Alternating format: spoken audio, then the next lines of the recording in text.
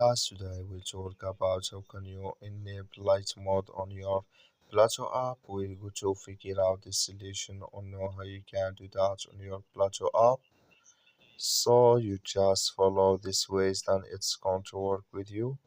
So all you have to do, so you just go here above your photo profile, click on it.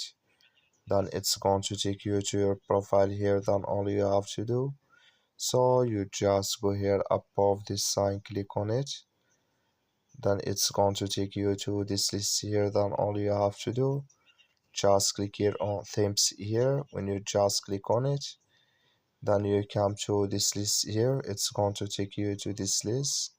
Then you click here on light. You just click here on light here.